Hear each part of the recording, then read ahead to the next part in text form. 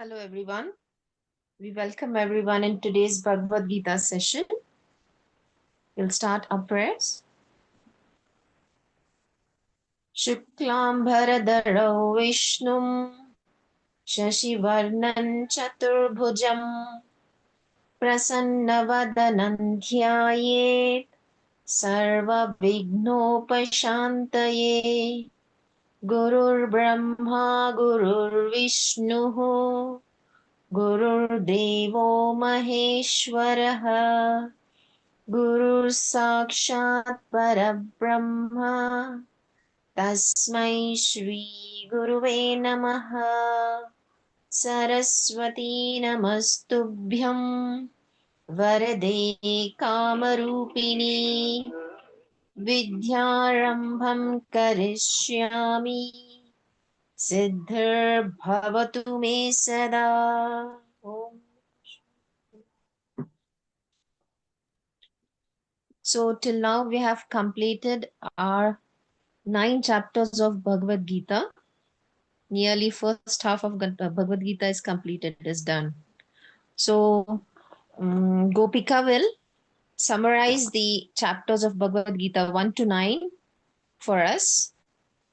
Over to you, Gopika. Thank you. Hare Krishna, everyone.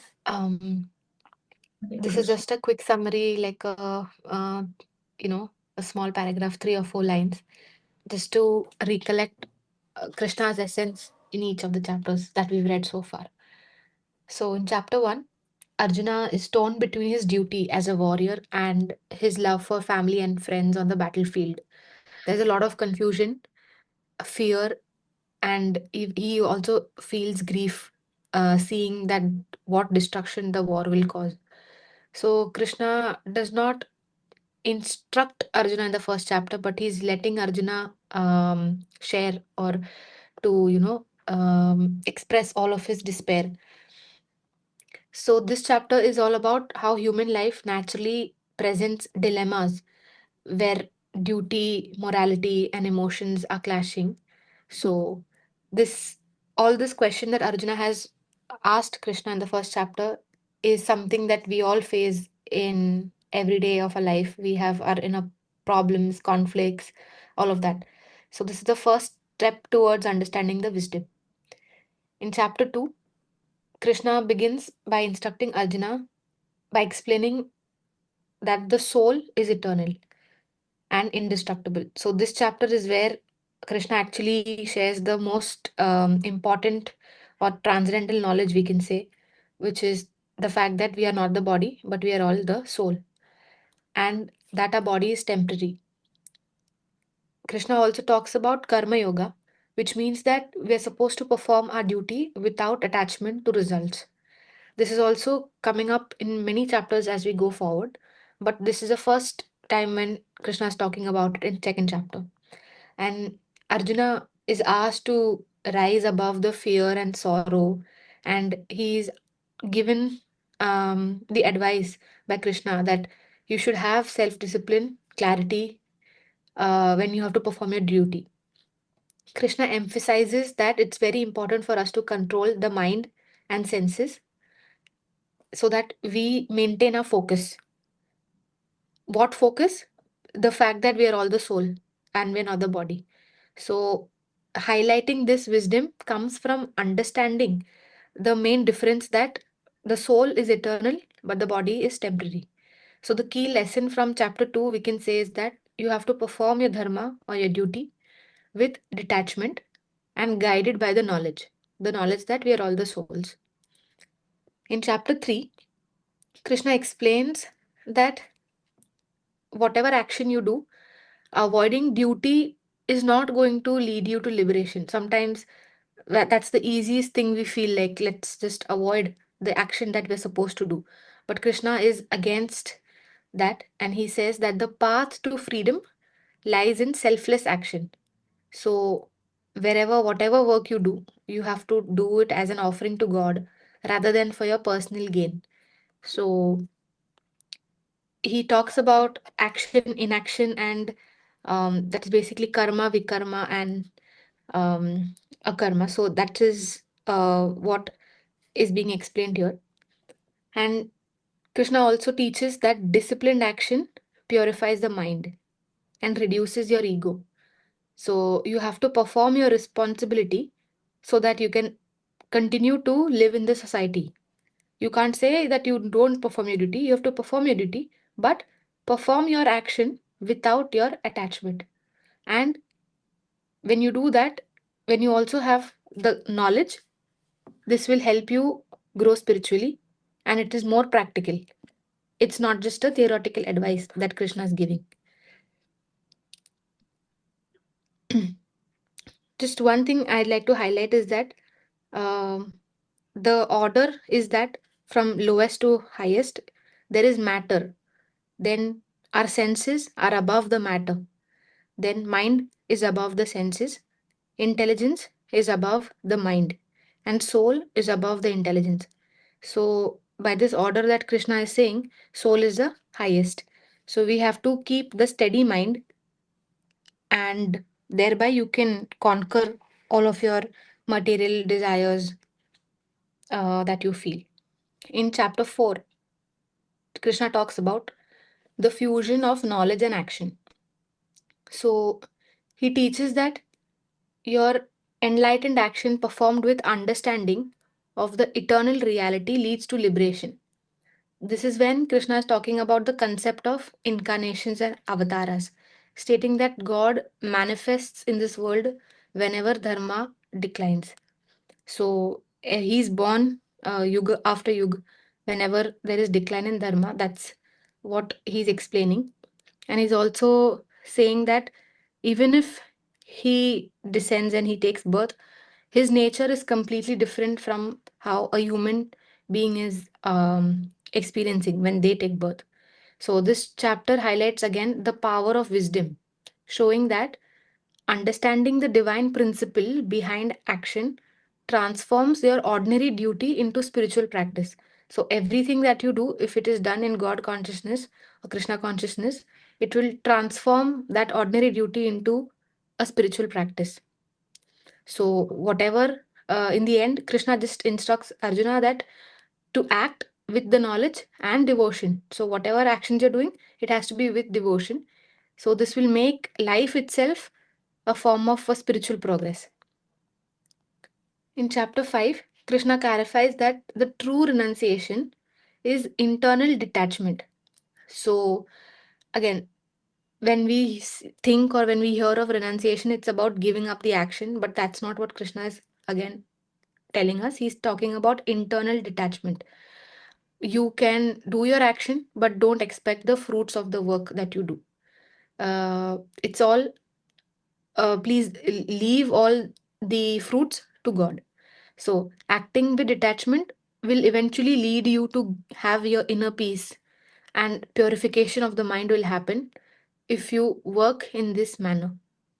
Krishna also stresses that a yogi is the one who performs their duties without selfish desire and surrendering to God. So, the lesson from chapter 5 is that freedom is a state of mind which definitely can be achieved with your inner discipline and devotion. Chapter 6.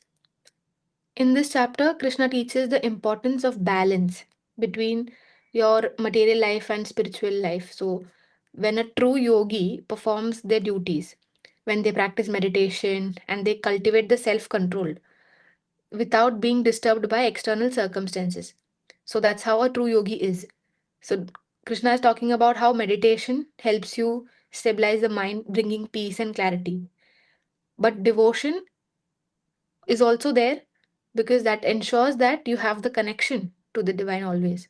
So, Krishna is emphasizing about the consistency, the discipline, and the detachment which we need to have for our spiritual growth so that we can experience God directly. So, the chapter highlights the inner mastery is as important as outer actions because in the previous chapter, like we just revised, he's talking about actions and all the actions have to be without expecting the fruits. Now, in chapter 6, Krishna is concluding by saying that even your inner state of mind, or when you have to stabilize your mind when you meditate, make sure that you have the constant devotion which makes you connected always to the divine. In chapter 7, Krishna reveals the supreme knowledge of God, which is that the divine is both present in the creation and he is present beyond creation. So it's all, as the title says, knowledge of the absolute. He's explaining how the worldly attachments arise from ignorance, while wisdom and devotion allow one to perceive the blessing in the divine in all the beings. So Krishna is basically encouraging us to have devotion as a means to obtain the knowledge.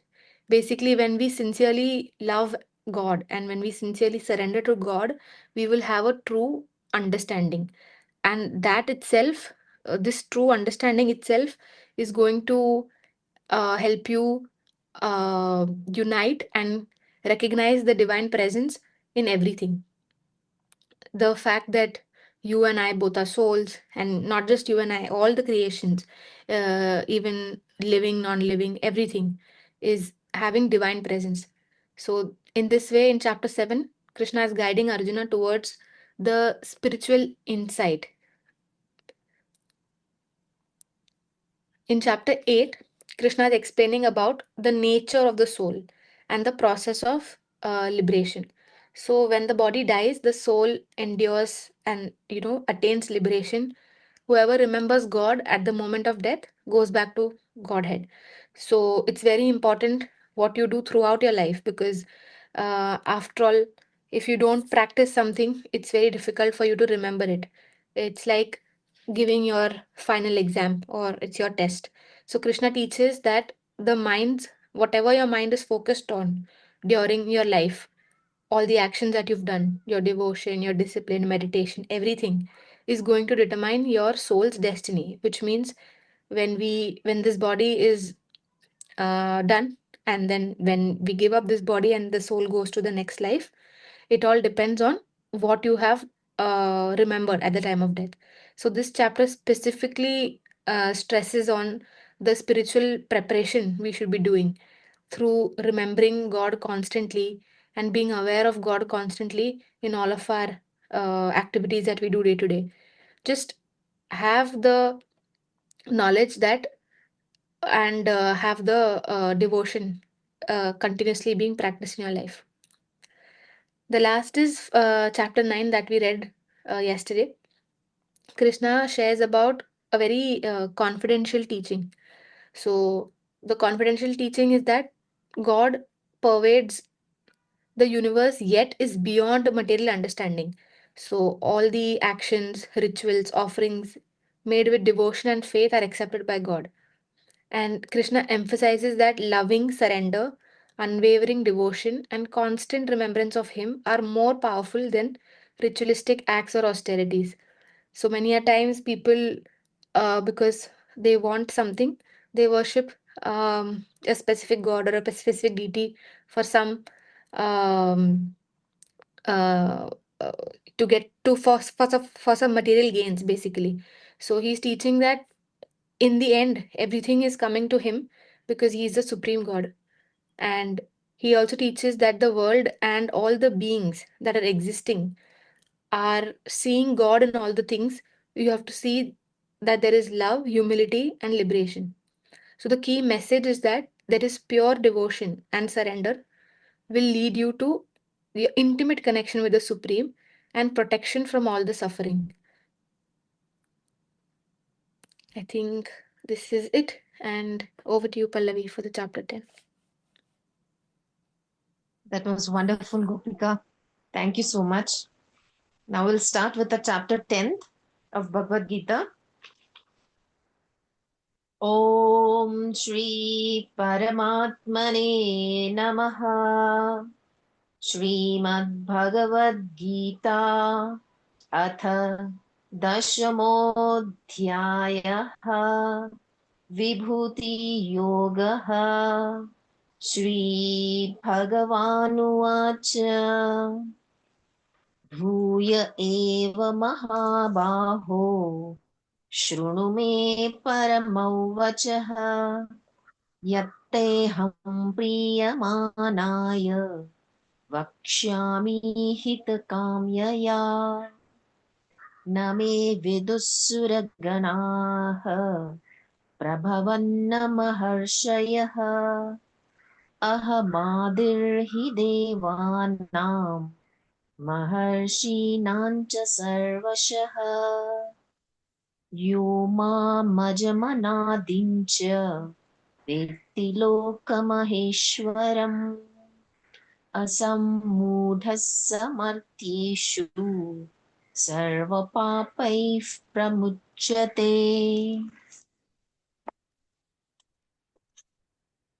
So we are starting the 10th chapter, Shri भगवान का ऐश्वर्य। Okay, सो भगवान के क्या क्या ऐश्वर्य है। Okay, हमारे जैसे नहीं ऐश्वर्य, उसके आगे हमारे तो सारे ऐश्वर्य जो है, रिचनेस जो है वो मटेरियलिस्टिक है, भगवान के उसके भी आगे हैं। ओके, तो ये चैप्टर में हम देखेंगे। And thank you Gopika, that was wonderful snippet of all the 9 chapters. Shri भगवान ने कहा, हे महाबाहो अर्जुन, और आगे सुनो, क्योंकि तुम मेरे प्रिय सखा हो, अतः मैं तुम्हारे लाभ के लिए ऐसा ज्ञान प्रदान करूंगा जो अभी तक मेरे द्वारा बताए गए ज्ञान से श्रेष्ठ होगा। तो सबसे बड़ा ज्ञान अभी भगवान देने वाले हैं। पराशर मुनि ने भगवान शब्द की व्याख्या इस प्रकार की है। भगवान का जो है डेफिनेशन, जो पूरा रूप में जो पूर्ण रूप से षड ऐश्वर्यो, षड मीनिंग 6 ऐश्वर्यो, दैट इज संपूर्ण शक्ति, संपूर्ण यश, संपूर्ण धन, संपूर्ण ज्ञान, संपूर्ण सौंदर्य तथा संपूर्ण त्याग, ये षड ऐश्वर्यों से भगवान युक्त है। ओके, सो इसीलिए उनको वो भगवान का व्हाट डू यू से नाम दिया गया है। और एक भी उसका एक ब्रेकडाउन है। इस अध्याय में पुनः वे अर्जुन को अपनी सृष्टियों तथा विभिन्न ऐश्वर्यों के विषय में बता रहे हैं। जो जो भगवान के विषय में कोई सुनता है, त्यों त्यों वह भक्ति में रमता जाता है। मनुष्य को चाहिए कि भक्तों की संगति में भगवान के विषय में सदा श्रवण करे, इससे उनकी भक्ति बढ़ेगी। भक्तों के समाज में ऐसी चर्चाएं केवल उन लोगों के बीच में हो सकती हैं जो सचमुच कृष्ण भावनामृत में इच्छुक हो। ऐसी चर्चाओं में अन्य लोग भाग नहीं ले सकते। भगवान अर्जुन से स्पष्ट शब्दों में कहते हैं कि चूंकि तुम मुझे अत्यंत प्रिय हो, तुम्हारे लाभ के लिए ऐसी बातें कह रहा हूं।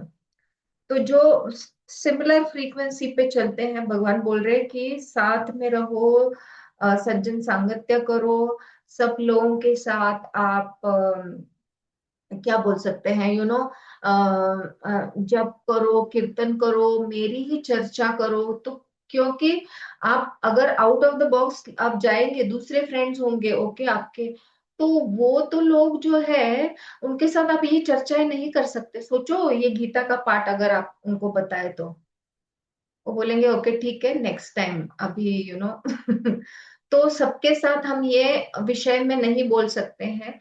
तो इसीलिए सेम फ्रीक्वेंसी वालों के साथ आपको रहना जरूरी है।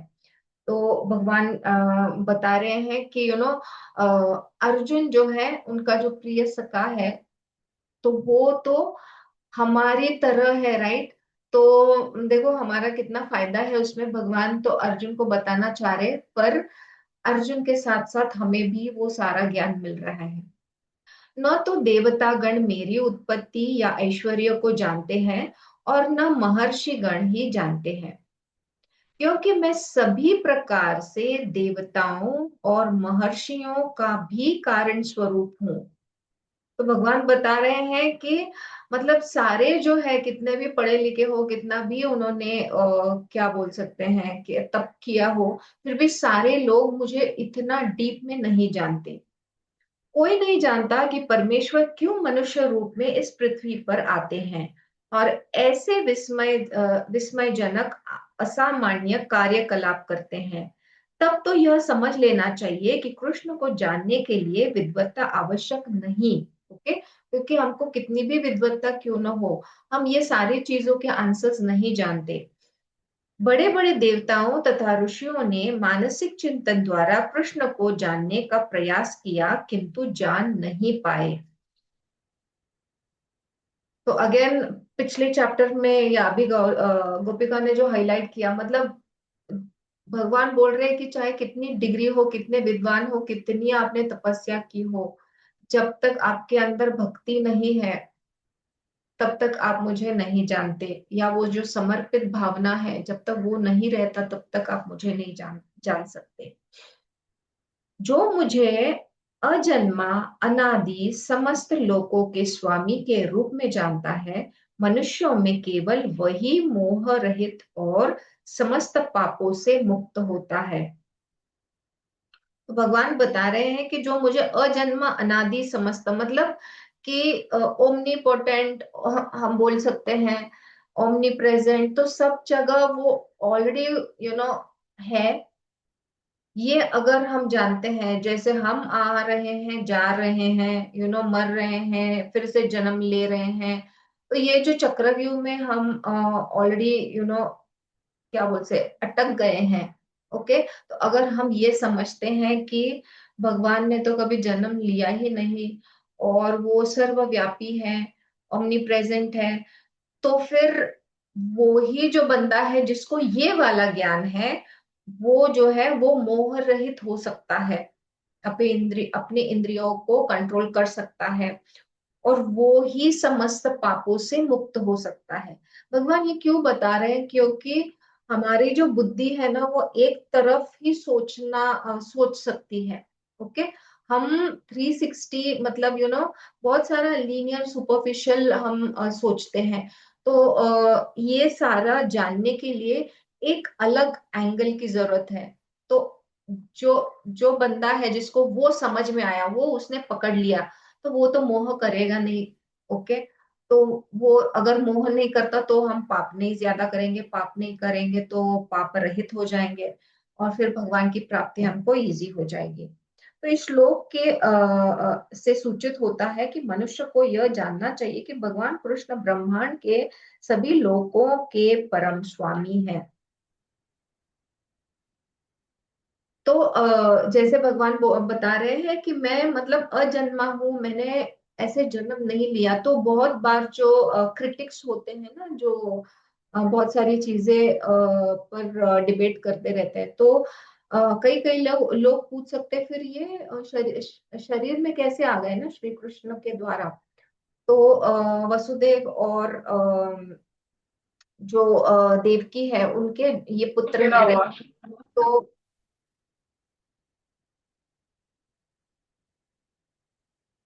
तो ये दोनों के पुत्र हैं, तो उन्होंने मतलब जैसे हम और आप जन्म लेते हैं वैसे ही वो उन्होंने जन्म लिया है, उनके पेरेंट्स जो है वसुदेव और देवकी की तरह, राइट। तो भगवान बता रहे हैं कि एक्चुअली स्पीकिंग जब उनका जन्म हुआ तो वो ऐसे ही नहीं आए बाहर। ओके, जब दोनों पेरेंट्स जो थे दोनों जेल में थे, तो वहां पे कृष्ण भगवान का जन्म हुआ है, राइट। तो भगवान बोल रहे हैं कि जब वे देवकी तथा वसुदेव के समक्ष प्रकट हुए तो वे सामान्य शिशु की तरह नहीं जन्मे, स्मॉल बेबी की तरह नहीं जन्मे। वे अपने आदि रूप में प्रकट हुए और फिर एक सामान्य शिशु के परिणत हो गए। मतलब एक पूरे जो आदि रूप है उनका, उस हिसाब से वो प्रकट हुए हैं, एंड फिर वो सामान्य जो बालक है, शिशु है, उस तरह फिर वो हो गए।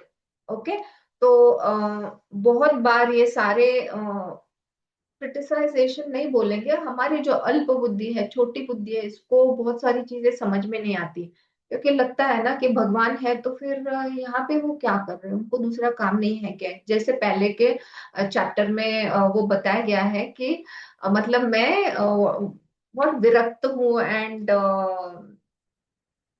something he mentions, okay, in the last shlokas, towards the last shlokas।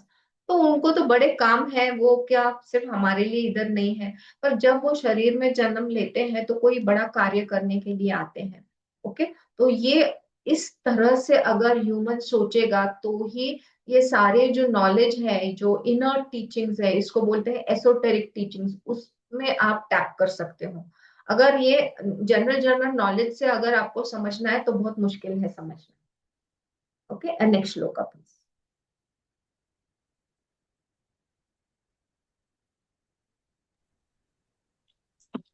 बुद्धिर्ज्ञानमसम्मोहः क्षमा सत्यन्दमः शमः सुखं दुःखं भवो भावः भयं चाभयमेव च अहिंसा समता तुष्टिः तपोदानयशो यशः भवन्ति भावा भूतानां मत्त एव पृथक्विधाः महर्षयः सप्त पूर्वे चत्वारो मनवस्तथा मद्भावा मानसा जाताः ईशा लोक इमाः प्रजाः एताव विभूतिं योगञ्च मम यो वेत्ति तत्त्वतः सोऽविकम्पेन योगेन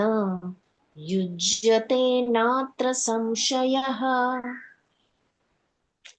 बुद्धि, ज्ञान, असंशय तथा मोह से मुक्ति, क्षमा भाव, सत्यता, इंद्रिय निग्रह, मन निग्रह, सुख तथा दुख, जन्म तथा मृत्यु, भय अभय, अहिंसा, समता, दृष्टि, तप, ज्ञान, यश तथा अपयश, जीवों के ये विविध गुण मेरे ही द्वारा उत्पन्न है।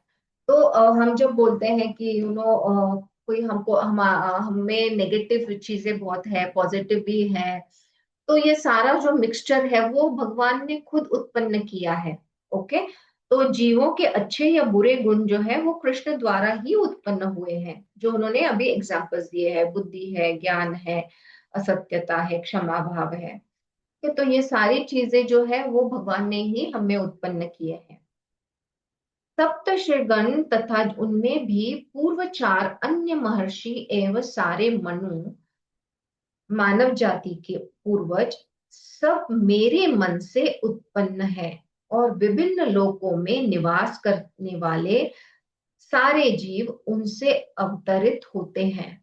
अब भगवान एकदम डेप्थ में जा रहे हैं, जहां से स्टार्ट हुई है चीजें। ओके, तो मनु के टाइम से भगवान बात कर रहे हैं। तो भगवान यहाँ पर ब्रह्मांड की जो प्रजा है उनका अनुवांशिक वर्णन कर रहे हैं। जो एंसेस्टर्स हम बोल सकते हैं, उनका जो ओरिजिन, जहां से ये सारे एक के बाद एक जो स्टेप वाइज नीचे आ गए हैं, तो पूरी एंसेस्ट्रल ट्री टाइप बता रहे हैं। ब्रह्मा परमेश्वर की शक्ति से उत्पन्न आदि जीव हैं, जिन्हें हिरण्यगर्भ कहा जाता है। ब्रह्मा से 7 महर्षि तथा इनसे भी पूर्व 4 महर्षियों के नाम बताए हैं। सनक, सनंदन, सनातन तथा सनत कुमार। ओके, तो ब्रह्मा ब्रह्मा जी से 7 महर्षि और इनके भी पूर्व और 4 महर्षि जिनके ये नाम दिए हैं। ओके, सनत कुमार हमको पता है। एवं सारे मनु प्रकट हुए, तो ये जो सारे मनु है वो प्रकट हुए। असंख्य ब्रह्मांड है और प्रत्येक ब्रह्मांड में असंख्य लोक, और प्रत्येक लोक में नाना योनियां निवास करती हैं। तो प्रीवियस चैप्टर में हमने देखा कि भगवान की सांस से ही पूरे सारे ब्रह्मांड जो मल्टा यूनिवर्सेस बन गए। ओके, तो ये सारे मल्टा यूनिवर्सेस में पॉपुलेशन है, अलग अलग टाइप के लोग हैं। जस्ट मतलब पृथ्वी पे हम जैसे जो लोग हैं, वैसे ही बाकी के यूनिवर्सेस में भी बहुत सारे डिफरेंट डिफरेंट लोग हैं, पॉपुलेशन है। तो हम जो अभी आजकल एलियंस वगैरह बोलते हैं, तो वो एलियंस नहीं है। डिफरेंट डिफरेंट यूनिवर्सेस में अलग अलग टाइप के उनके वो हैबिटाइट और जो भी वहां पे अवेलेबल है, उस हिसाब से उनका जो शारीरिक रूप है, मंडन है, पूरा वो अलग अलग है। ओके, तो ये 25 महान ऋषि ब्रह्मांड के समस्त जीवों के धर्म पथ प्रदर्शन कहलाते हैं। असंख्य ब्रह्मांड है और प्रत्येक ब्रह्मांड में असंख्य लोक हैं और प्रत्येक लोक में नाना योनियां निवास करते हैं, मतलब अनेक अनेक स्पीशीज। वे सब इन्हीं 2500 प्रजापतियों से उत्पन्न हैं।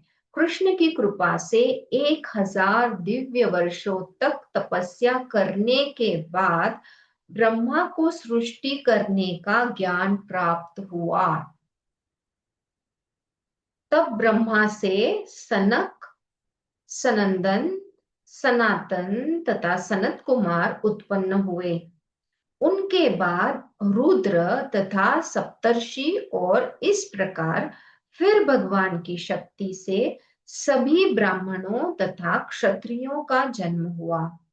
ब्रह्मा को पितामह कहा जाता है और कृष्ण को पितामह, प्रपितामह, मतलब पितामह का पिता। इसका उल्लेख भगवत गीता के 11वें अध्याय में किया गया है। जो मेरे इस ऐश्वर्य तथा योग से पूर्णतया आश्वस्त है, वह मेरी अनन्य भक्ति में तत्पर होता है, इनमें तनिक भी संदेह नहीं। तो भगवान बता रहे ये इनका ऐश्वर्य है, जो इनका रिचनेस है ये है, ओके, उनका ये वेल्थ है। तो भगवान बता रहे हैं कि ये जो लोग हैं जो पूर्णतः मतलब समझते हैं कि ये भगवान का ऐश्वर्य जो है ये है, तो फिर वो मेरी बहुत अच्छी तरह से यूनिक तरीके से मेरी भक्ति में लगे रहते हैं। इसमें थोड़ा सा भी डाउट नहीं। जब कोई यह जान लेता है कि ईश्वर कैसे महान है, तो वह सहज ही शरणागत होकर भगवत भक्ति के में लग जाता है। भगवान के ऐश्वर्यों को ठीक से समझ लेने पर शरणागत होने के अतिरिक्त कोई अन्य विकल्प नहीं रहता। सोचो, ये इतना समझने के बाद मतलब हम क्या भगवान को भगवान ही मानेंगे, राइट? तो ऐसा वास्तविक ज्ञान भगवत गीता, श्रीमद् भागवत तथा अन्य ऐसे ही ग्रंथों से प्राप्त किया जा सकता है। इस ब्रह्मांड के संचालन के लिए विभिन्न लोकों में अनेक देवता नियुक्त है। ओके, तो सारे जो यूनिवर्सेस है, तो भगवान मतलब क्या क्या देखेगा ना, तो ब्रेक डाउन करके जैसा मैनेजमेंट होता है ना, ऑपरेशंस हम कैसे करते हैं, ओके, ब्रेक डाउन करके सब तरफ सब ग्रुप्स बना के उनके लीडर्स वगैरह, जैसा प्राइम मिनिस्टर है, फिर हर एक स्टेट के लिए बाकी के लोग हैं, फिर उनके नीचे की लाइन है सब, मतलब रूट तक लोगों को नियोजित करके रखा है। तो इसमें अनेक देवता हैं, जिनमें से ब्रह्मा, शिव, चारों कुमार तथा अन्य प्रजापति प्रमुख है। सो मेन जो फर्स्ट लाइन है उनकी, ओके, जो सीएम, जैसे पीएम के बाद सीएम आते हैं, तो जो सीएम की लाइन है वहां पे ब्रह्मा, शिव, चारों कुमार तथा अन्य प्रजापति मुख्य है, प्रमुख है। ब्रह्मांड की प्रजा के अनेक पितामह भी है और वे सब भगवान कृष्ण से उत्पन्न हुए हैं। भगवान कृष्ण समस्त पितामहों के आदि पितामह है। ये रहे परम परमेश्वर के कुछ ऐश्वर्य। जब मनुष्य को इन पर अटूट विश्वास हो जाता है, तो वह अनंत अत्यंत श्रद्धा समेत तथा संशय रहित होकर कृष्ण को स्वीकार करता है और उनकी भक्ति करता है। ओके, तो अगर ये हमको समझता है, इतना सारा जो रिचनेस है भगवान का, इतने सारे चीजों पे उनका कंट्रोल है, उन्होंने ये सारी चीजें बनाई है, तो मतलब कोई मूर्ख ही होगा जो इनको भगवान नहीं मान रहा है और उनकी पूजा नहीं कर रहा है। Okay, so next shloka.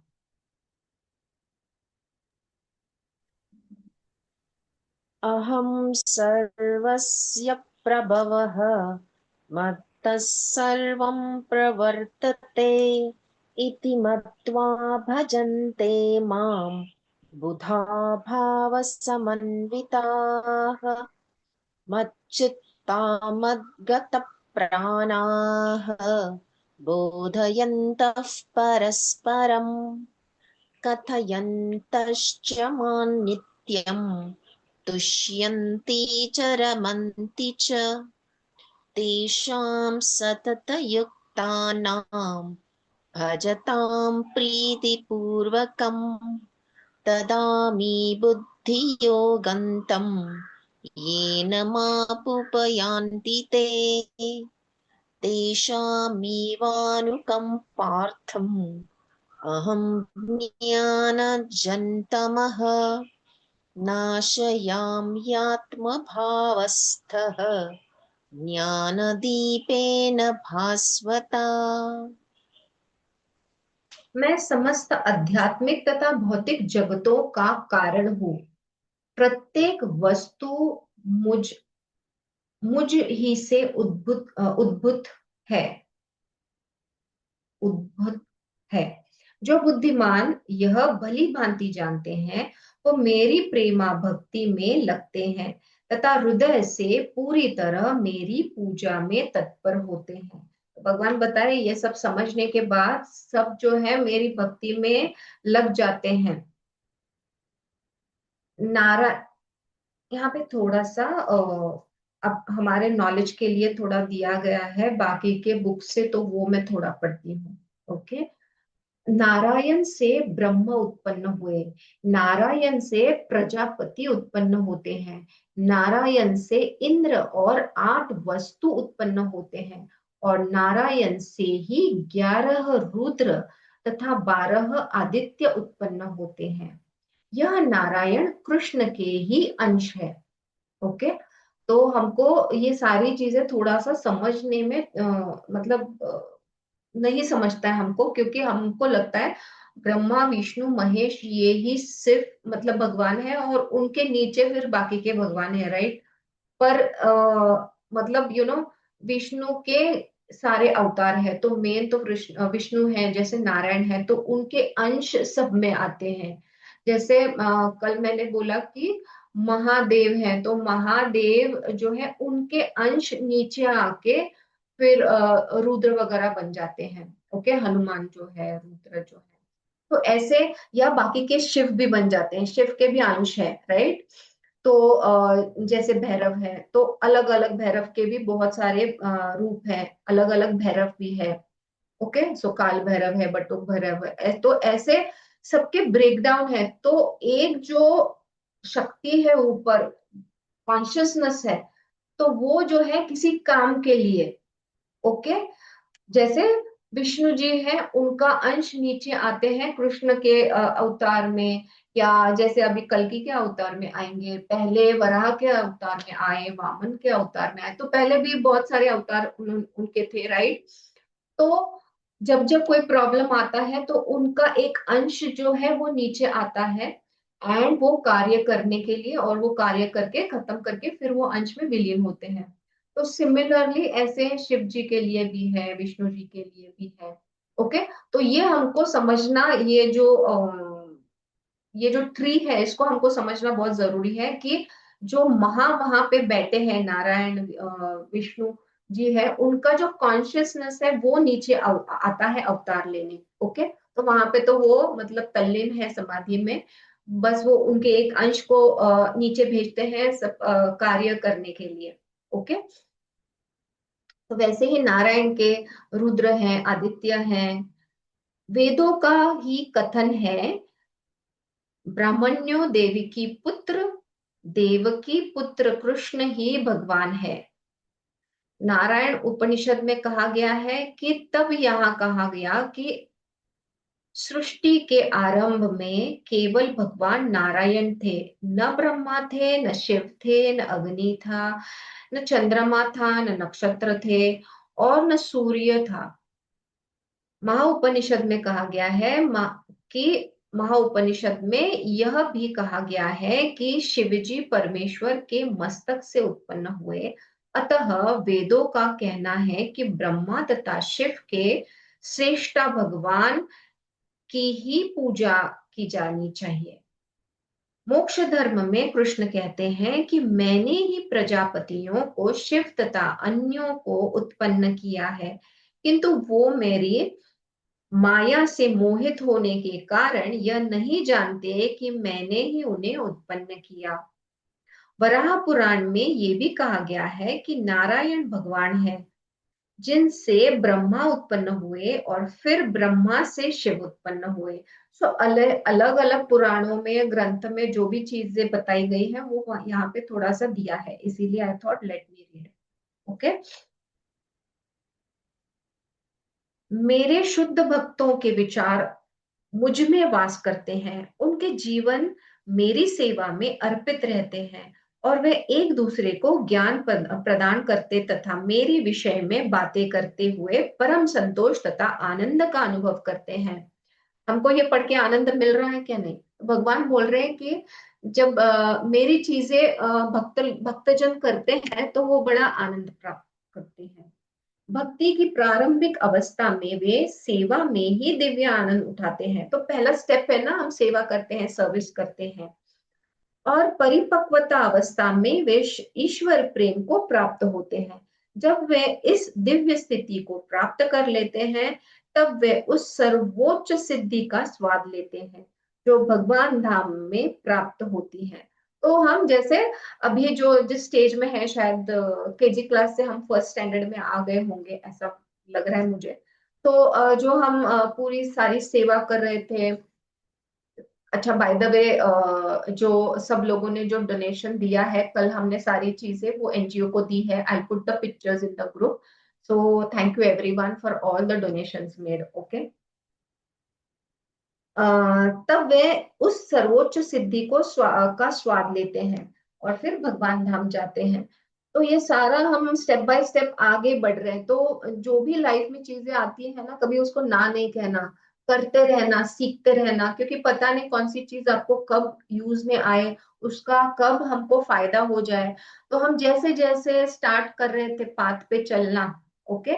तो आज जो हम साथ में ये हैं, तो कहीं ना कहीं सबका कुछ ना कुछ कनेक्शन है। सबने कोई ना कोई जो सीडी है उसको पार किया है, इसीलिए हम साथ में ये पढ़ रहे हैं। ओके। जो प्रेम पूर्वक, हाँ, और जब और भी आगे आगे जाएंगे तो फिर आप, भगवान बोल रहे हैं कि आप भगवान धाम जा सकते हैं। ओके। जो प्रेम पूर्वक मेरी सेवा करने में निरंतर लगे रहते हैं, उन्हें मैं ज्ञान प्रदान करता हूँ, जिसके द्वारा वे मुझ तक आ सकते हैं। तो मुझे ऐसा लग रहा है कि केजी क्लास हमने पास कर लिया, तो अभी हमको ये ज्ञान मिल रहा है कि ये हम ज्ञान लेके फिर और आगे बढ़े। ओके। दूसरे शब्दों में बुद्धि योग वह विधि है जिससे मनुष्य भव बंधन से छूटना चाहता है। उन्नति करने का चरम लक्ष्य कृष्ण प्राप्ति है। लोग इसे नहीं जानते, अतः भक्तों तथा प्रामाणिक गुरु की संगति आवश्यक है। तो लाइफ में ये तो जरूरी है, गुरु चाहिए, पर तब तक अभी गुरु तो हम जनरली बोलते हैं कि गुरु को ढूंढने की जरूरत नहीं होती। गुरु जब हमारा टाइम आता है तो गुरु हमको मिल जाते हैं। ओके। तो जिनके जिनके गुरु हैं उनका सोचो कि आपका टाइम आया है और आपको गुरु जो है वो गाइड कर रहे हैं। तो तब तक हमने ये सारी चीजें करते रहना है, क्योंकि शायद हमारी उतनी एनर्जी फ्रीक्वेंसी नहीं है कि हम गुरु हम तक पहुंच सके। तो ये सारी जो छोटी मोटी चीजें हैं वो जब आप करते रहेंगे तो ऑटोमेटिक गुरु आपको मिल जाएंगे। ओके। मैं उन पर विशेष कृपा करने के हेतु उनके हृदयों में वास करते हुए ज्ञान के प्रकाशमान दीपक के द्वारा अज्ञान जन्य अंधकार को दूर करता हूँ। तो भगवान बता रहे हैं कि वो कैसे हमारे पे विशेष कृपा करते हैं, कि जो सारी क्या बोलते हैं, जो वेब हमारे यहाँ पे सब जम गया है उसको क्लियर करते हैं। पूरा जो अंधकार हुआ है उसको क्लियर करके प्रकाश लाते हैं हमारी लाइफ में।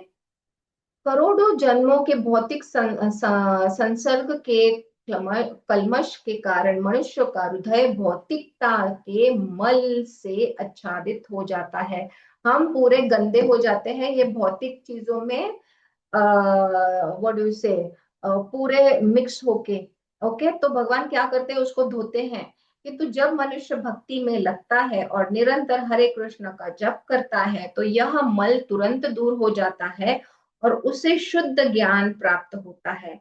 परम लक्ष्य विष्णु को इसी जप तथा भक्ति से प्राप्त किया जा सकता है, अन्य किसी प्रकार के मनोधर्म तथा तर्क द्वारा नहीं।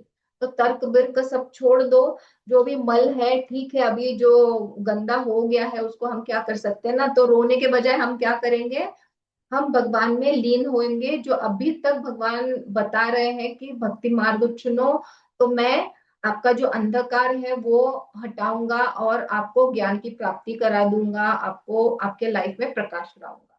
ओके, नेक्स्ट श्लोक।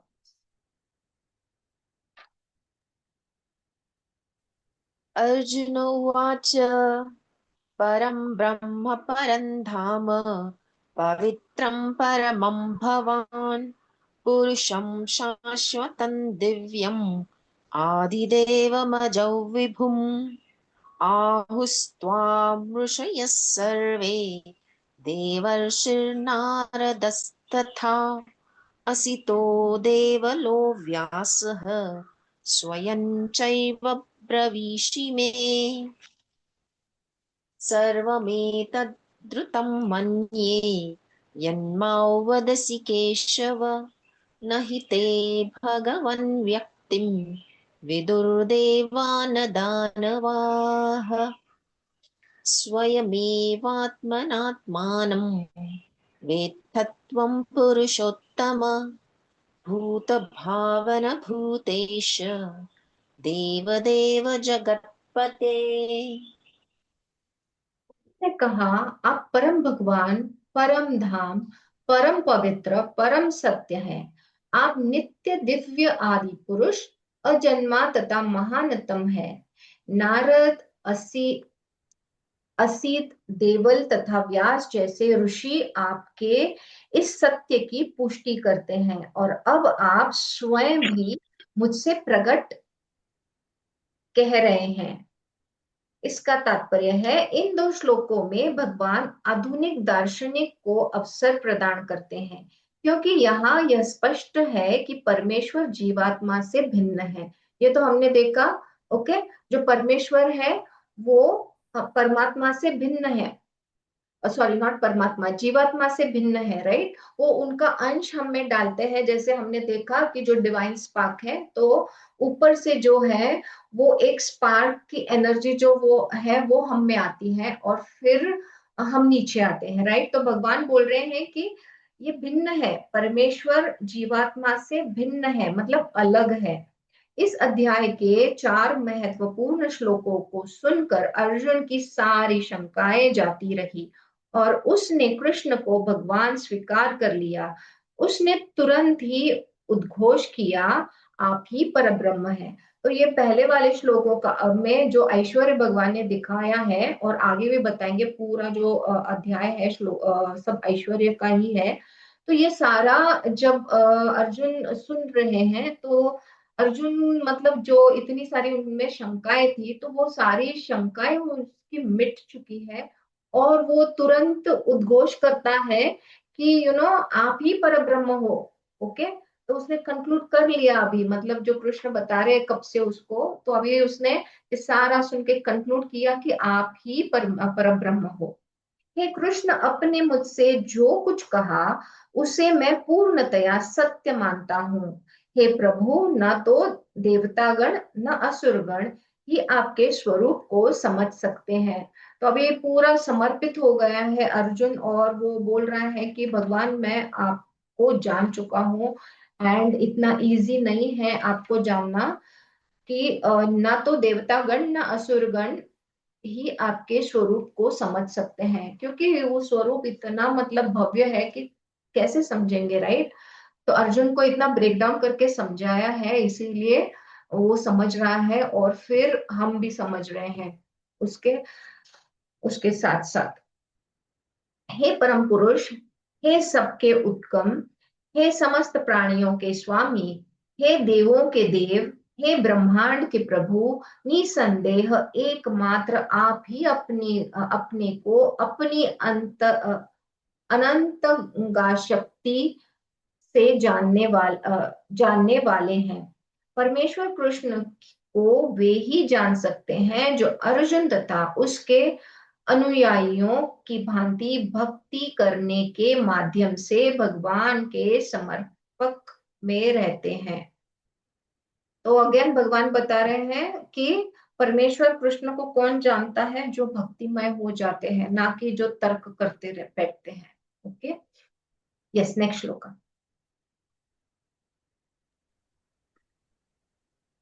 वक्तुमर्हस्य शेषेण दिव्या ह्यात्मविभूतयः याभिर्विभूतिभिर्लोकान् इमां स्त्वौ व्याप्य तिष्ठसि कथौ विद्यामहै योगिन् त्वां सदा परिचिन्तयान् केषु केषु च भावेषु चिन्त्योऽसि भगवन्मया विस्तरेणात्मनो योगं विभूतिं च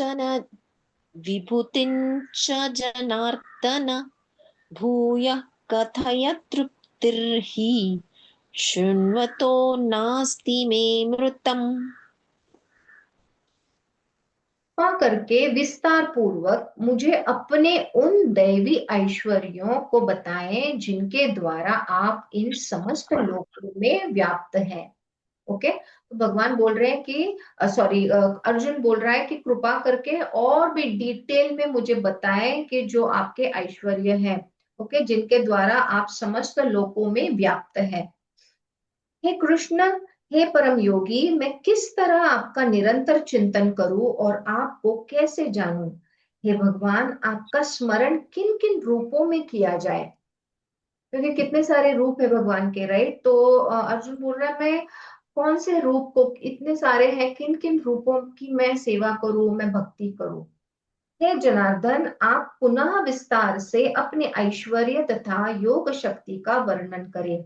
मैं आपके विषय में सुनकर कभी तृप्त नहीं होता हूँ, क्योंकि जितना ही आपके विषय में सुनता हूँ उतना ही आपके शब्द अमृत को चखना चाहता हूँ।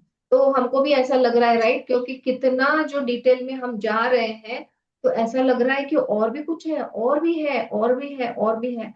तो भगवान, ये अर्जुन बोल रहा है कि आप और भगवान विस्तार से बताएं और क्या क्या है आपका ऐश्वर्य। ओके, तो अभी वो सारे ऐश्वर्य हमको बताएंगे। यस।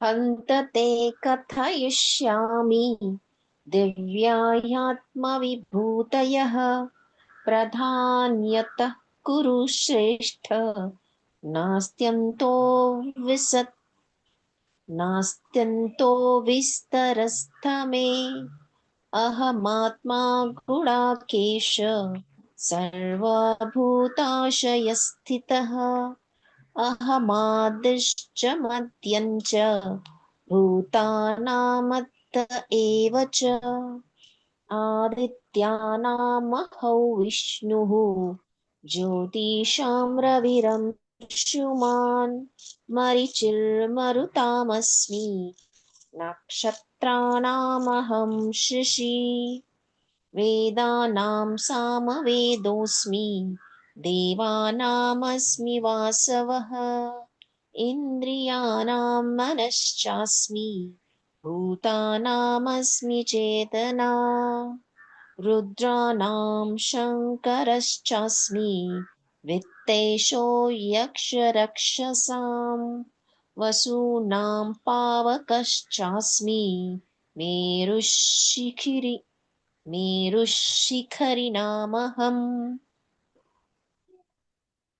श्री भगवान ने कहा, हाँ, अब मैं तुमसे अपने मुख्य मुख्य वैभव युक्त रूपों का वर्णन करूंगा, क्योंकि हे अर्जुन, मेरा ऐश्वर्य असीम है, इसकी कोई सीमा नहीं है, इतना मेरा ऐश्वर्य है। तो मैं तुझे सारा बताऊंगा। ओके, तो आगे के सारे श्लोका में भगवान बताते हैं, सारे सेल्फ एक्सप्लेनेटरी है। जो सामान्य व्यक्ति प्रत्यक्ष रूप में अब कृष्ण उन रूपों को बताने जा रहे हैं जो सामान्य व्यक्ति प्रत्यक्ष रूप से देख सकता है। इस प्रकार उनकी रंग बिरंगी शक्ति का आंशिक वर्णन किया गया है। ओके, तो अभी सारे जो ऐश्वर्य है जो सामान्य व्यक्ति मतलब हम और आप अपनी आंखों से देख सकते हैं, तो ऐसे चीजें जो है वो भगवान अभी एक्सप्लेन करेंगे। हे अर्जुन, मैं समस्त जीवों के हृदय में स्थित परमात्मा हूँ। मैं ही समस्त जीवों का आदि, मध्य तथा अंत हूँ। इस श्लोक में अर्जुन को गुणाकेश कहकर संबोधित किया गया है, जिसका अर्थ है निद्रा रूपी अंधकार को जीतने वाला। तो भगवान अर्जुन को गुणाकेश कह रहे हैं। ये पहले भी आया था, आई थिंक सेकेंड चैप्टर में। तो गुणाकेश का मतलब है कि जो मतलब सो रहा है, तो सो रहा है मतलब हम और आप जैसा रात को जो सोते हैं वो वाला सोना नहीं है। तो ये निद्रा रूपी मतलब जो अंधकार है, जो डार्कनेस है। तो ऐसे अर्जुन है और अर्जुन के भांति हम भी हैं। ओके, तो अर्जुन जो है उसको गुणाकेश कहा गया है, क्योंकि अब वो चैप्टर सेकंड से यहाँ तक वो समझ गया है चीजें। तो वो अभी वो निद्रा से, स्लीप से जाग गया है। तो जो अंधकार था वो पूरा मतलब बाजू होके अभी पूरा प्रकाशमय वो हो गया है। तो उसने जो है अंधकार को जीत लिया है, इसीलिए भगवान उसको गुणाकेश कह रहे हैं। मैं आदित्यों में विष्णु हूँ, प्रकाशों में तेजस्वी सूर्य, मरुतों में मरीचि तथा नक्षत्रों में चंद्रमा हूँ। यहाँ पे चंद्रमा नक्षत्र बताया गया है। ओके, आदित्य 12 हैं, जिनमें कृष्ण प्रधान है। आकाश में टिमटिमाते ज्योति पुंज में सूर्य मुख्य है। और ब्रह्म संहिता में तो सूर्य को भगवान का तेजस्वी नेत्र कहा गया है। अंतरिक्ष में 50 प्रकार के वायु प्रवहमान है, जिनमें से वायु अधिष्ठाता मरीचि कृष्ण का प्रतिनिधि है। नक्षत्रों में रात्रि के समय चंद्रमा सर्वमुख नक्षत्र है, अतः वह कृष्ण का प्रतिनिधि है। इस श्लोक से प्रतीत होता है कि चंद्रमा एक नक्षत्र है, अतः आकाश में टिमटिमाने वाले तारे भी सूर्य प्रकाश को परिवर्तित करते हैं। तो भगवान ये ब्रेक डाउन करके बता रहे हैं कि मैं कौन कौन हूँ, मैं क्या क्या हूँ। ओके, तो मैं ही आदित्यों का भी विष्णु हूँ, मैं ही प्रकाशों का जो तेजस्वी जो सूर्य है वो ही है। तो ऐसी सारी चीजें भगवान बता रहे हैं कि जैसे मैं ओमनी प्रेजेंट हूँ, मतलब सारी चीजों में मैं व्यापक हूँ, मैं सारी चीजों में हूँ, सारे अंशों में हूँ। ओके, मैं समस्त रुद्रों में शिव हूँ, यक्षों तथा राक्षसों में संपत्ति का देवता कुबेर हूँ, वस्तुओं में अग्नि हूँ और समस्त पर्वतों में मेरु हूँ। तो जो भी मतलब जैसा लीडर होता है ना, तो सब सब चीजों का जो लीडर है, जो कंट्रोलर है, वो भगवान है। ऐसे इस सारे श्लोकों का मतलब है। तात्पर्य 11 रुद्रों में शंकर या शिव प्रमुख है। वे भगवान के अवतार है, जिस पर ब्रह्मांड के तमोगुण का भार है। हमको तो ये पता है कि शिव जी जो है वो तामसी है, और उन पर जो है ये सारे तामसी लोगों का मतलब उनको आगे लेके जाना है, राइट। तो यथा यक्षों तथा राक्षस उनके जो नायक हैं, ओके, कुबेर जी। ओके, तो वो देवताओं के कोषाध्यक्ष तथा भगवान के प्रतिनिधि जो है विष्णु जी है। मेरु पर्वत अपनी समृद्ध प्रकृति संपदा के लिए विख्यात है, पर उसके भी भगवान जो है वो विष्णु है। ओके, तो समस्त पर्वतों में मेरु जो है वो सबसे बड़ा माना जाता है।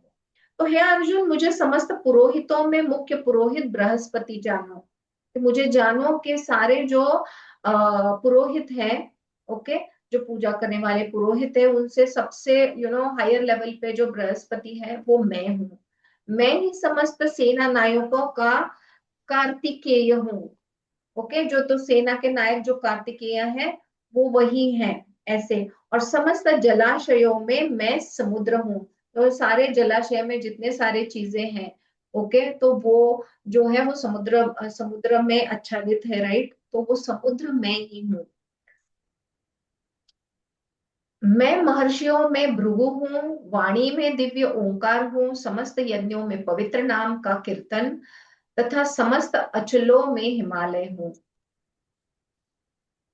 तो अगेन यहाँ पे भी बताया गया है कि भृगु जो है वो सबसे शक्तिशाली मुनि थे। ओके, तो सारे जो महर्षि हैं उनमें भगवान जो है वो भृगु है। तो अगेन इज ट्राइंग टू से कि मैं सबका कंट्रोलर हूँ, I am on the top. ठीक है, परंतु हाँ, मैं समस्त वृक्षों में अश्वत्थ वृक्ष हूँ और देवर्षियों में नारद हूँ।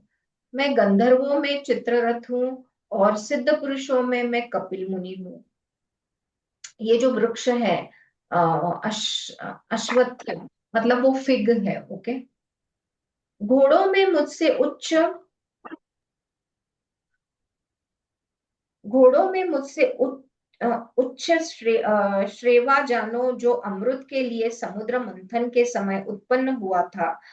गजराजों में मैं ऐरावत हूँ तथा मनुष्यों में मैं राजा हूँ। ठीक है, तो भगवान वही मतलब एक्सप्लेन कर रहे हैं। Yes, you can Pallavi this go ahead. पुरोधसाञ्च मुख्यं मां विद्धि पार्थ बृहस्पतिं सेनानीनामहं स्कन्दः सरसामस्मि सागरः महर्षीणां मृगरहं गिरामस्म्येकमक्षरं यज्ञानां जपयज्ञोऽस्मि स्थावराणां हिमालयः अश्वत्थं सर्ववृक्षाणां देवर्षीणां च नारदः गन्धर्वाणां चित्ररथः सिद्धानां कपिलो मुनिः उच्चैश्रवसमश्वानां धीमाममृतोद्भवम् ऐरावतं गजेन्द्राणां नराणां च नराधिपम् आयुधानामहौ वज्रं धेनूनामस्मि कामधुक् प्रजनश्चास्मि कन्दर्पः सर्पानामस्मि वासुकिः। तो अभी तक सारे जो चीजें मैंने एक्सप्लेन किए हैं वो उसके वो श्लोका थे एक्चुअली। लास्ट वाला जो श्लोका है कि मैं हथियारों में वज्र हूँ, गायों में सुरभि हूँ, उत्पत्ति के कारणों में मैं प्रेम का देवता कामदेव तथा सर्पों में मैं वासुकी हूँ। ओके, तो सारे जो हायर लेवल पे लीड जो करते हैं, ऐसा हमको लगता है वो सारे भगवान के ही रूप हैं। Okay, you can go ahead with the next shloka. अनन्तश्चास्मि नागानां वरुणो यादसामहं पितॄन्नामर्यमा चास्मि यमः संयमतामहं प्रह्लादश्चास्मि दैत्यानां कालः कालः कलयतामहं मृगाणां च मृगेन्द्रोऽहं वैनतेयश्च पक्षिणां पवनः पवतामस्मि रामः शस्त्रभृतामहं झषाणामकरश्चास्मि स्तोत्रसामस्मि जानवी सर्गनामादिरन्तश्च मध्यं चैवाहमर्जुन अध्यात्मविद्या विद्यानां वादः प्रवदतामहम् अक्षराणामकरोऽस्मि धवन्द्वः सामसिकस्य च अहमेवाक्षयः कालः धाताहौ विश्वतो मुखः। तो आगे जाके भगवान बता रहे हैं कि अनेक फनों वाले नागों में मैं अनंत हूँ और जलचरों में वरुण देवता हूँ। मैं पितरों में अर्यमा हूँ तथा नियमों के निर्वाहकों में मैं मृत्युराज यम हूँ। दैत्यों में मैं भक्तराज प्रहलाद हूँ, दमन करने वाले मैं काल हूँ, पशुओं में मैं सिंह हूँ तथा पक्षियों में मैं गरुड़ हूँ। थोड़ा सा यहाँ पे इंफॉर्मेशन अलग है, इसलिए आई जस्ट रीड कि दिति तथा अदिति दो बहनें थी। अदिति के पुत्र आदित्य कहलाते हैं और दिति के दैत्य कहलाते हैं। सारे आदित्य भगवान भक्त निकले और सारे जो है दैत्य वो नास्तिक हो गए।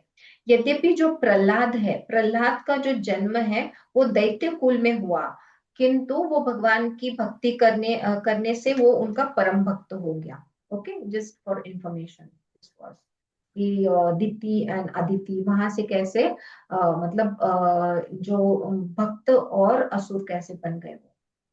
समस्त पवित्र करने वालों में मैं वायु हूँ, शस्त्रधारियों में मैं राम हूँ, मछलियों में मैं मगर हूँ तथा नदियों में मैं गंगा हूँ। हे अर्जुन, मैं समस्त सृष्टियों का आदि, मध्य और अंत हूँ। मैं समस्त विद्याओं में अध्यात्म विद्या हूँ और तर्क शास्त्रियों में मैं निर्णायक सत्य हूँ। अक्षरों में मैं अकार हूँ और समासों में मैं द्वंद्व समास हूँ। मैं शाश्वत काल भी हूँ और सहस्राष्टों में ब्रह्म हूँ। तो अगेन जो उनका ऐश्वर्य है वो सारा वो बता रहे हैं, मैं कहाँ कहाँ पे क्या क्या हूँ। ओके, नेक्स्ट श्लोक। मृत्यु सर्वहरश्चाहम् उद्भवश्च भविष्यताम्।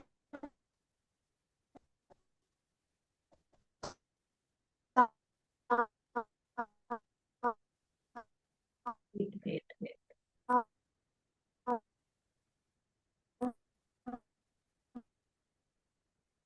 Okay, till her this is we'll just whatever shloka she was supposed to read right now. मैं सर्वभक्षी मृत्यु हूँ और मैं ही आगे होने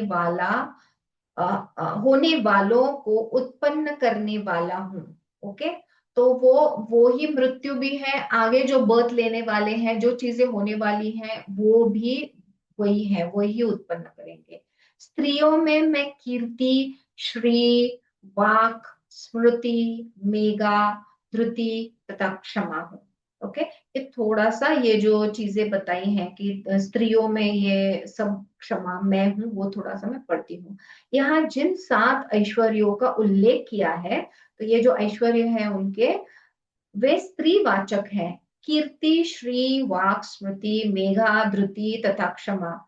अब यदि किसी व्यक्ति के पास ये सभी या इनमें से कुछ ही होते हैं तो वह यशस्वी होता है। यदि कोई मनुष्य धर्मात्मा है तो वह यशस्वी होता है। संस्कृत पूर्ण भाषा है, अतः वह अत्यंत यशस्विनी है। यदि कोई पढ़ने के बाद विषय को स्मरण रख सकता है तो उसे उत्तम स्मृति मिलती है, स्मृति मिली होती है। केवल अनेक ग्रंथों को पढ़ना पर्याप्त नहीं होता, किंतु उन्हें समझकर आवश्यकता पड़ने पर उनका प्रयोग मेघा या बुद्धि कहलाती है। यह दूसरा ऐश्वर्य है। अस्थिरता पर विजय पाना धृति या दृढ़ता है। पूर्णतया योग्य होकर यदि कोई विनीत भी हो और सुख तथा दुख में समभाव में रहे तो यह ऐश्वर्य क्षमा कहलाता है। ओके, तो ये सारी चीजें जो है वो ही भगवान है। ओके, तो भगवान ये कहना चाह रहे हैं। Please unmute yourself Pallavi and you can read the start from the 34th। 35th. 34th we couldn't hear. Okay. मृत्यु सर्वहरश्चाहम् उद्भवश्च भविष्यताम्। कीर्तिश्रीर्वाक्च नारीणाम् स्मृतिर्मेधा धृतिः क्षमा। बृहत्सां तथा साम्नां गायत्री छन्दसामहम्। मासानां मार्गशीर्षोऽहम् ऋतूनां कुसुमाकरः। द्यूतं छलयतामस्मि तेजस्तेजस्विनामहम्। जयोऽस्मि व्यवसायोऽस्मि सत्त्वं सत्त्ववतामहम्। वृषिणा वासुदेवोऽस्मि पाण्डवानां धनञ्जयः। मुनीनामप्यधार्तोऽस्मि प्यहौ व्यासः कविनामुशना कविः दण्डो दमयतामस्मि नीतिरस्मि जिगीषताम् मौनं चैवास्मि गुह्यानां ज्ञानं ज्ञानवतामहम्। मैं सामवेद के गीतों में बृहद बृहद बृहद साम हूँ और छंदों में गायत्री हूँ। समस्त महीनों में मैं मार्गशीर्ष हूँ तथा समस्त ऋतुओं में मैं फूल खिलने वाली वसंत ऋतु हूँ। जैसा कि भगवान स्वयं बता चुके हैं कि वे समस्त वेदों में सामवेद है। सामवेद विभिन्न देवताओं द्वारा गाए जाने वाली गीतों का संग्रह है। इन गीतों में से एक बृहस्साम है जिसकी ध्वनि सुमधुर है और जो अर्धरात्रि में गाया जाता है। थोड़ा सा गायत्री के बारे में है। तो जो कि गायत्री मंत्र विशेषता ईश्वर साक्षात्कार के ही निर्मित है, इसलिए यह परमेश्वर का स्वरूप है। यह यह मंत्र अध्यात्म के उन्नत लोगों के लिए है। जब इसका जप करने में उन्हें सफलता मिल जाती है तो वे भगवान के दिव्य धाम में प्रविष्ट होते हैं। गायत्री मंत्र के जप के लिए मनुष्य को पहले सिद्ध पुरुष के गुण या भौतिक प्रकृति के नियमों के अनुसार सात्विक गुण प्राप्त करने होते हैं। वैदिक सभ्यता में गायत्री मंत्र अत्यंत महत्वपूर्ण है और उसे ब्रह्मा का नाद अवतार माना जाता है। ब्रह्मा इसके गुरु हैं और शिष्य परंपरा द्वारा वह उनके आगे बढ़ाता रहा है और वह उनसे आगे बढ़ता रहा है। अब मासों जो है महीनों में मार्गशीर्ष, तो मार्गशीर्ष का थोड़ा सा है। मासों में अगहन मार्गशीर्ष मास सर्वोत्तम माना जाता है क्योंकि भारत में इस मास में खेतों में अन्न एकत्र किया जाता है और लोग अत्यंत प्रसन्न रहते हैं। निसंदेह वसंत ऐसी ऋतु है जिसका विश्व भर में सम्मान होता है क्योंकि यह न तो बहुत गर्म रहती है न सर्द और इसमें वृक्षों में फूल आते हैं। वसंत में कृष्ण की लीलाओं में संबंधित अनेक उत्सव भी मनाए जाते हैं। इसे समस्त ऋतुओं में सबसे सर्वाधिक उल्लास पूर्वक माना जाता है और यह भगवान कृष्ण भी प्रतिनिधि है, कृष्ण की प्रतिनिधि है। तो सारे चीजों के प्रतिनिधि जो है वो भगवान है। ओके। मैं छलियों में जुआ हूँ और तेजस्वियों में तेज हूँ। मैं विजय हूँ, मैं साहस हूँ और बलवानों का बल हूँ। मैं वृष्णि वंशियों में वासुदेव और पांडवों में अर्जुन हूँ। मैं समस्त मुनियों में व्यास तथा महान विचारकों में उष्णा हूँ। अराजकता को दमन करने वाले समस्त साधनों में से मैं दंड हूँ और जो विजय के आकांक्षी है उसकी मैं नीति हूँ।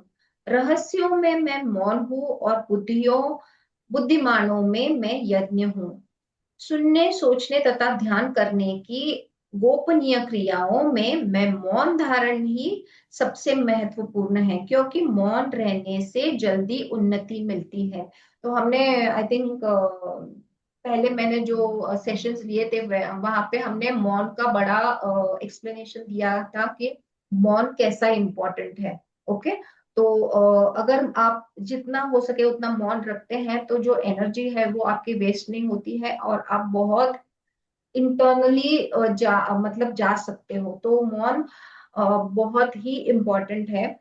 एंड जब हम मौन रखते हैं तो हमारी जो स्पिरिचुअल ग्रोथ है वो फास्टर होती है। ओके। यस पल्लवी।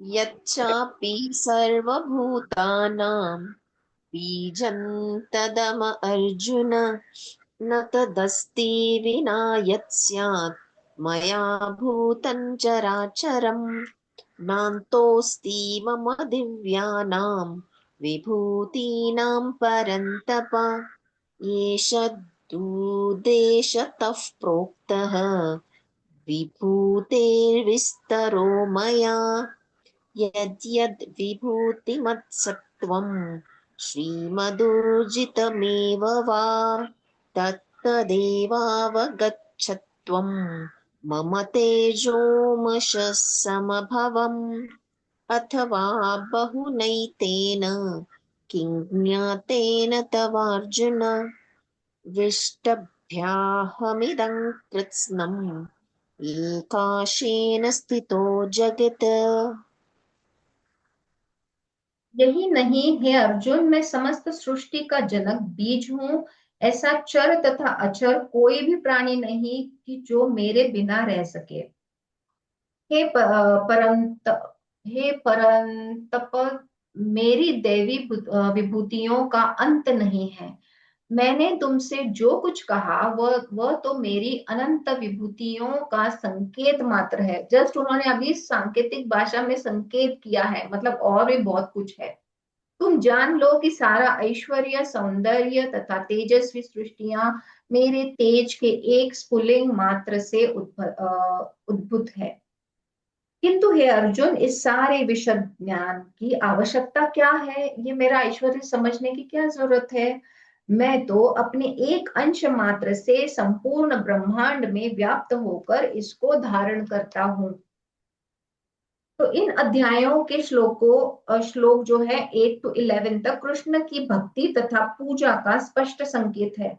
शुद्ध भक्ति की यही विधि है। इस अध्याय में इसकी भली भांति व्याख्या की गई है कि मनुष्य भगवान की संगति में किस प्रकार चरम भक्ति सिद्धि प्राप्त कर सकता है।